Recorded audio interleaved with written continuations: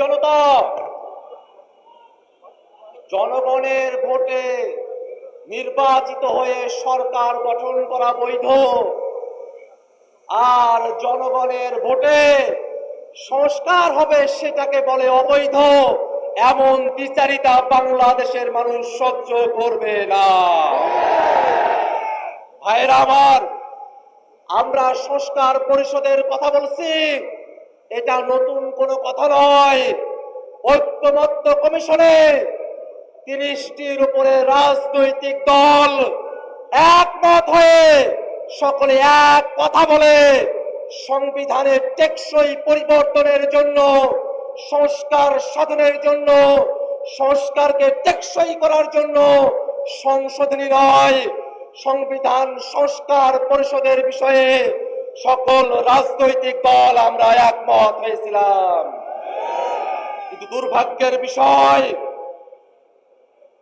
ভোটের আগে পর্যন্ত তারা ফরমালি গণভোটের বিপক্ষে বলে নাই, কিন্তু ভোটের পরে টু-থার্ড মেজরিটি পাওয়ার কারণে তারা জনগণের রায়কে বিধ্বংগুলি দেখানোর সাহস করছে। জনগণ গণভোটের মধ্য দিয়ে বাংলাদেশের রাষ্ট্র কাঠামোতে যে পরিবর্তন চেয়েছে, আজকে 2/3 ক্ষমতার জোরে তারা সেটাকে অমান্য করার পায়তারা করছে।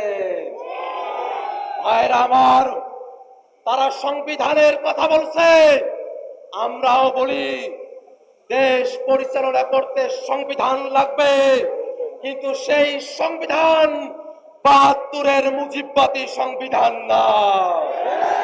সেই সংবিধান শেখ হাসিনার সংবিধান না। সেই সংবিধান কোন দল বিএনপির সংবিধান না। দেশ পরিচালনার জন্য সংবিধান লাগবে, সেই সংবিধান হতে হবে জনগণের সংবিধান। আর সেই সংবিধানে জনগণের কথাগুলো থাকবে, তার অন্যথা আমরা হতে দেব না। আমরা তো বুঝি আপনারা সংস্কার চান না, গণভোট চান না, তার পেছনের কারণ হলো আপনারা বাংলাদেশের রাষ্ট্র ক্ষমতাকে, বাংলাদেশের সাংবিধানিক প্রতিষ্ঠানগুলোকে এক ব্যক্তির করায়ত্ত করে রাখতে চান। গণভোট মেনে নিলে সাংবিধানিক প্রতিষ্ঠানগুলোতে নিয়োগ স্বচ্ছ হবে, আপনাদের কর্তৃত্ব এককভাবে থাকবে না। সেই কারণে আপনারা গণভোট চান।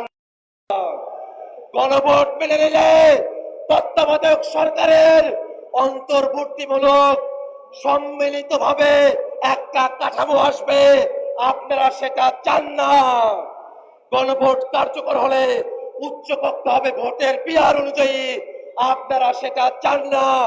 আপনারা মৌলিক কাঠামোর পরিবর্তন চান না, এ কারণে এই গণভোট চান না। আমরা বলতে চাই, সংসদে আপনাদের সংখ্যাগরিষ্ঠতা থাকতে পারে, কিন্তু বাংলাদেশের জনগণ 70% সংখ্যাগরিষ্ঠতা নিয়ে রাজপথে আছে। এই জনগণকে কোনোভাবেই অমান্য করে আপনারা টিকে থাকতে পারবেন না। আপনাদের পতন নয়, আপনাদের সুন্দর পদক্ষেপের অপেক্ষায় জাতিকে সাথে নিয়ে আমরা অপেক্ষা করছি।